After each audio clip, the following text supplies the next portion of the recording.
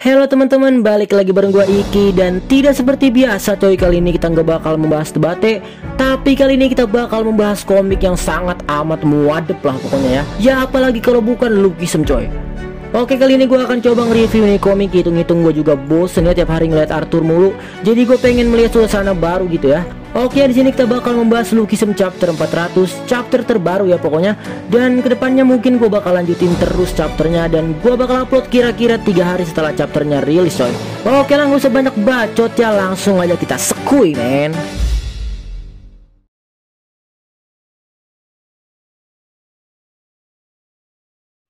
Melanjutkan chapter sebelumnya coy, di mana Presidir Ilhai Yujin menugaskan Lee Do-gyu untuk menghancurkan hostel.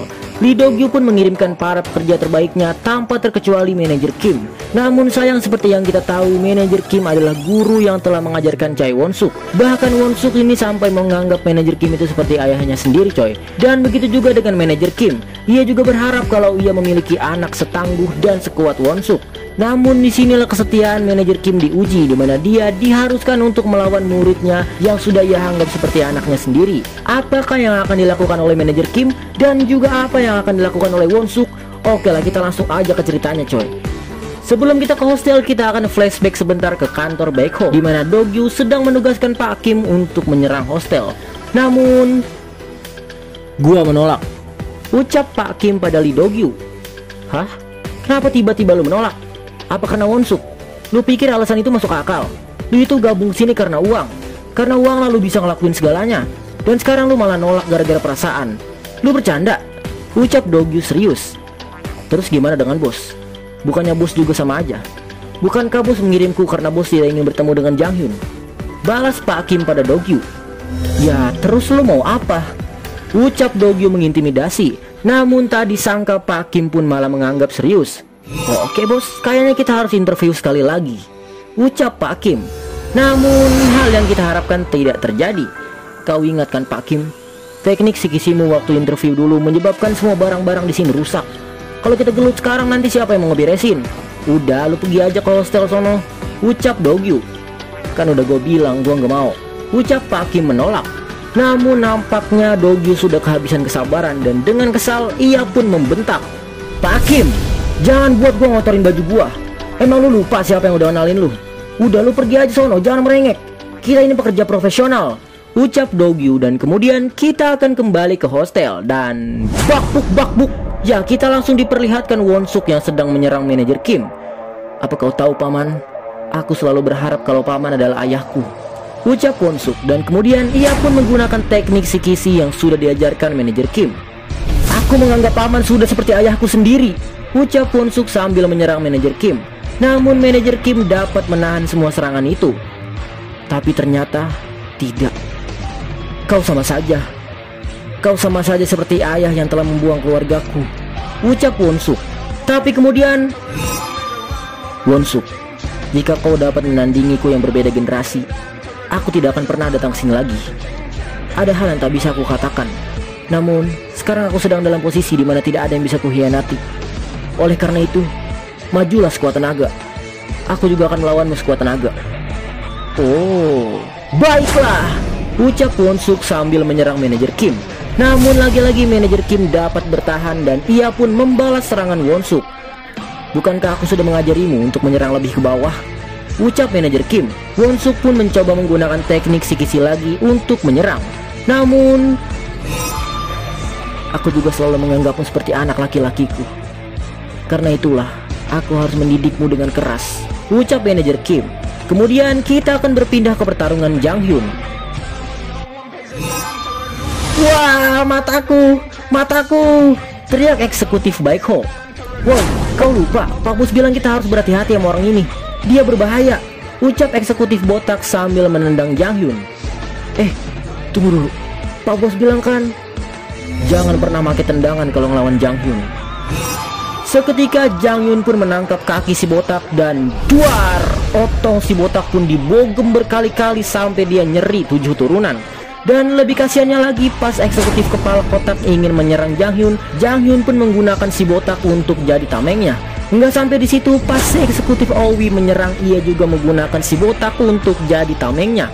Dan lagi si botak pun terus digunakan untuk jadi tamengnya. Namun Jang Hyun ternyata lebih parah dari itu coy, dimana setelah ia menendang si kepala kotak, Jang Hyun pun memasukkan si botak ke dalam mobil dan menginjak pedal gas. Dan kemudian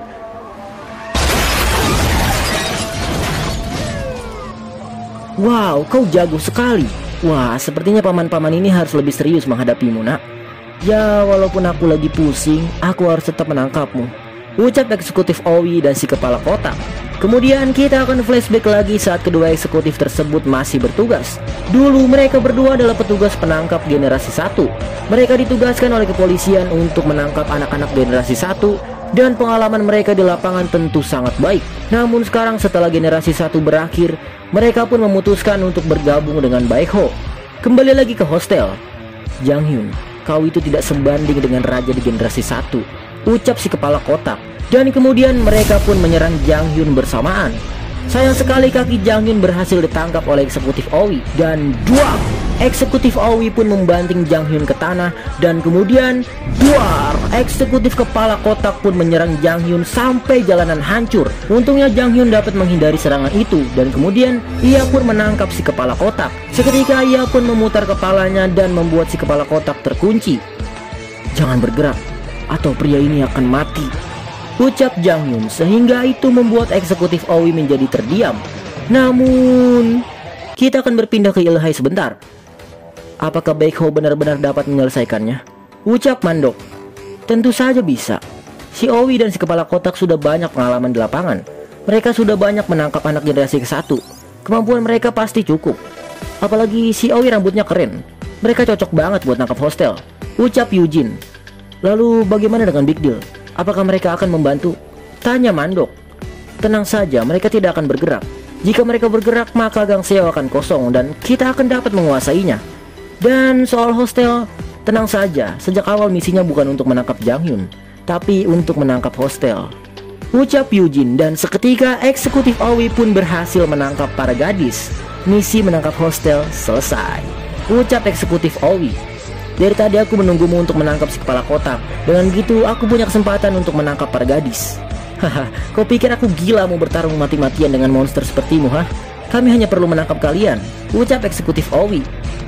Kau sudah bertarung dengan baik. Tak kusangka kau dapat menjadi seliar ini, ucap manajer Kim yang telah berhasil mengalahkan Won-suk. Baiklah Won-suk, ini sudah selesai. Maaf, tapi hostel selesai sampai di sini, ucap manajer Kim. Apakah akan berakhir seperti ini? Seseorang, kumohon, jika ada seseorang lagi, kami pasti, ucap Won-suk hampir pingsan. Namun sebelum itu terjadi, tiba-tiba, jangan jatuh, naikkan kepalamu. Seorang yang jatuh tanpa bisa melindungi tak pantas memakai gelar tak terkalahkan. Ayo bangunlah, si tak terkalahkan di Gangdong, ucap seseorang di belakang Won-suk. Cara untuk membantu hostel dari jauh. Pertama, halangi Johan untuk tidak pergi. Itu akan mengurangi kekuatan Baekho.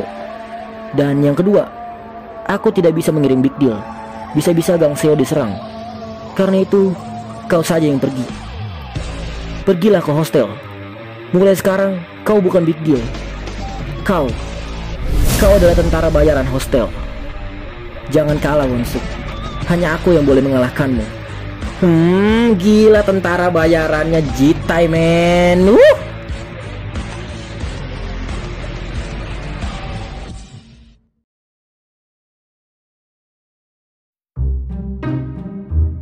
Oke cuy, itu tadi adalah Lookism chapter 400. Kedepannya gue bakal lanjutin terus serial Lookism ini ya. Jadi pantengin terus channel ini coy. Oke lah, kita akhiri dulu sampai sini videonya ya. Terima kasih telah menonton dan selamat beraktivitas kembali ya teman-teman ya. Bye bye.